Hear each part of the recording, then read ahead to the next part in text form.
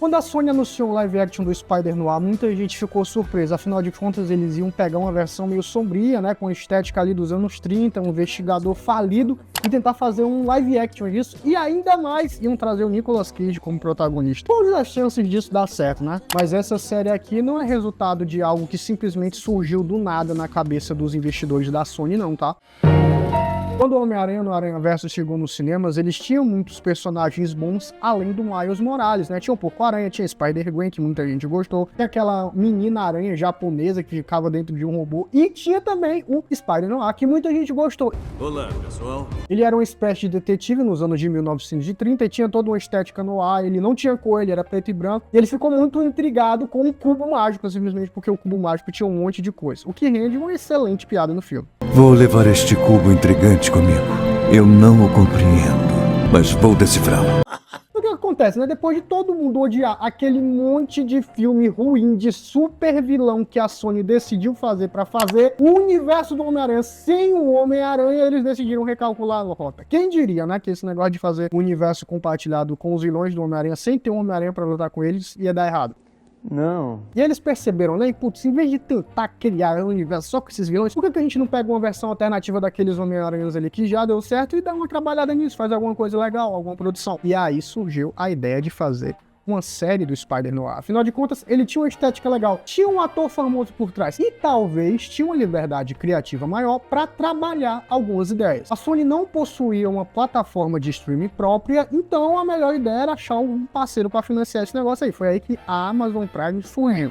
Deixa comigo, Luizinho! A plataforma quer competir com um monte de streaming, afinal de contas, toda semana abre um streaming novo, é muito streaming, com muita coisa no catálogo, muito caro, e aí a Amazon queria tirar uma casquinha disso, né? Escreveram um roteiro, trouxeram o Nicolas Cage e a série foi lançada uma semana depois do terrível encerramento de The Boys, que eu não vou comentar aqui porque o vídeo não é sobre The Boys, né? Mas que final merda. É verdade. E hoje eu decidi fazer um vídeo aqui curtinho, diferente dos reviews habituais do canal, sobre minha opinião sincera sobre Spider-Noir. Sem mais delongas, deixa o like no vídeo, se inscreve no canal, ativa as notificações e não deixa de conferir uns outros vídeos que tem aqui no canal. Tem um monte de vídeo bom, viu? Mas espera lá e termina esse aqui primeiro, tá? Tudo bem. Eu nem preciso te falar que esse vídeo tem spoilers, então só assista se você já tiver terminado a série. Entendeu? E aí, preto e branco ou colorido?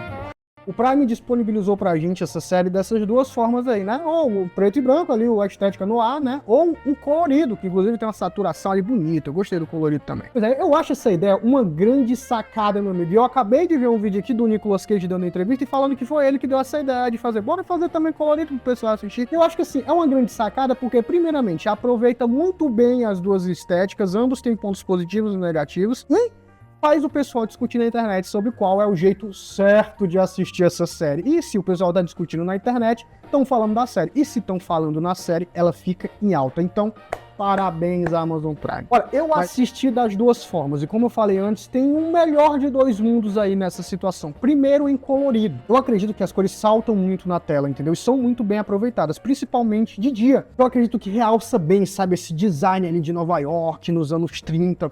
A abertura da série, inclusive, tanto em preto e branco como colorido, eu acho muito legal. Dá pra ver várias nuances de estética que você não percebe em uma cor, mas percebe outra e vice-versa, sabe? E a cidade parece muito viva, sabe? No colorido ali de dia, quando ele tá fazendo algumas coisas ou caminhando. E particularmente eu acho que essa cidade parece até mais viva do que a cidade de Nova York do Demolidor Renascido. Mas eu não vou falar mal dessa série não, porque a gente tem que falar bem do Spider-Noir. E aí, quanto o preto e branco? Cara, pra mim ele tem seu charme e eu admito que eu preferia assistir preto e branco. Pode ser uma experiência individual minha, sabe? Mas eu já assisti alguns filmes em preto e branco, principalmente quando eu era criança com a minha mãe. E eram esses filmes aí de investigação mesmo, sabe? Eu sempre gostei muito dessa estética, achava legal, divertido. Eu emergia bastante na história, eu sempre fui muito apaixonado por essas coisas um pouquinho mais antigas, sabe? E aí o Spider-Noir em preto e branco, ele faz eu me teleportar para essas memórias antigas, então acabou criando uma ligação afetiva legal comigo, sabe? Fez eu emergir um pouco mais na história ao assistir em preto e branco. Eu acho legal, porque assim, não é só como se eles tivessem botado um filtro de Instagram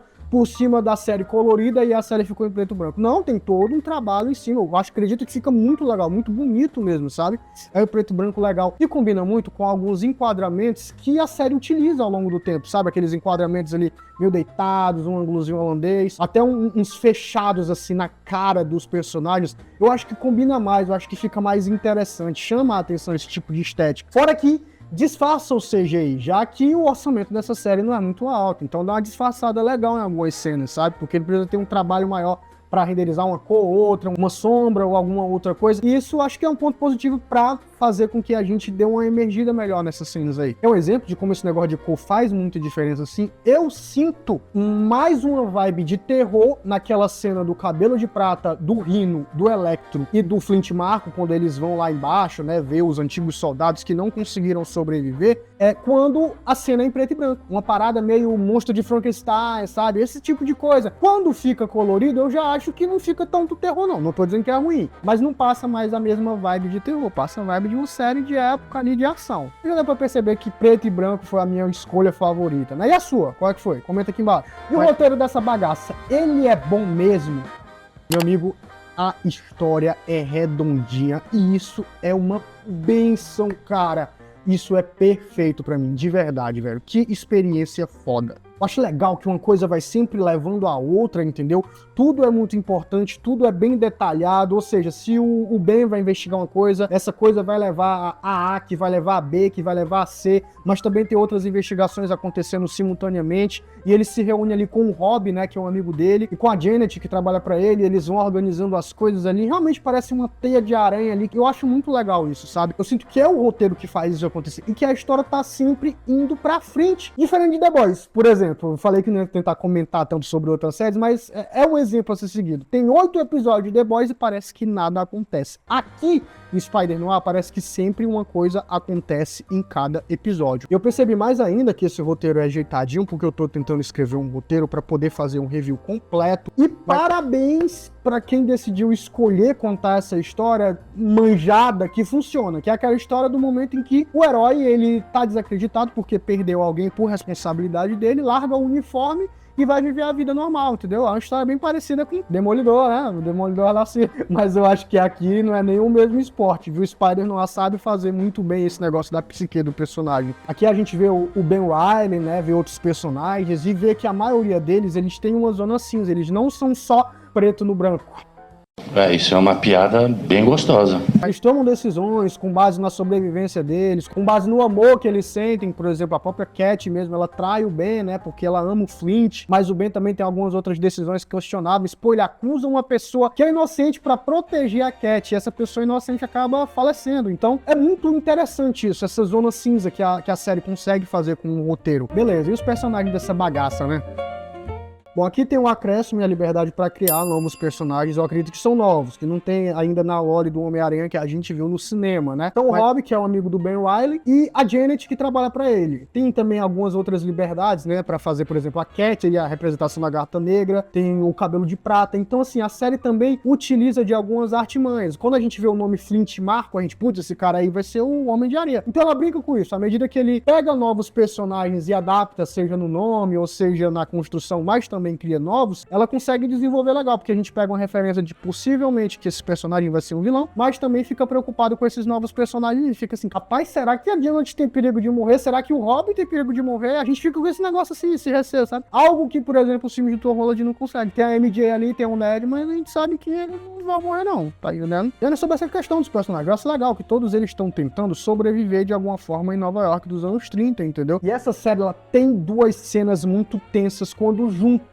ou a maioria ou todos os personagens dela. A primeira cena que eu acho muito interessante é justamente o momento que a Cat, o Ben e a mulher de um cidadão ali, né, que morreu no começo da série, eles são confrontados pelo Cabelo de Prata e alguns capangas sobre quem foi que traiu o Cabelo de Prata, porque o Cabelo de Prata tá naquela, né, putz, alguém tem me traiu, tem um traidor, e o Ben faz toda aquela artimanha pra acusar outro rapaz, e depois que o Cabelo de Prata dá um fim ali no traidor errado, né, vem um outro tiro ali, e a gente acha que é no Ben Reilly, já quer saltar pro próximo episódio. É muito bem construído. E a outra cena é no final, no último episódio da série, quando a gente vê o Ben tentando convencer que ele não é o Spider-Man. E aí o Nicolas Cage se solta ali, tenta falar que ele não é, tenta convencer.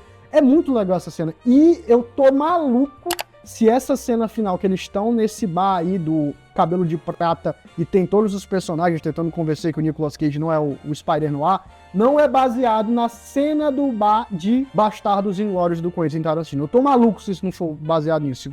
Notei que copiou a minha barba.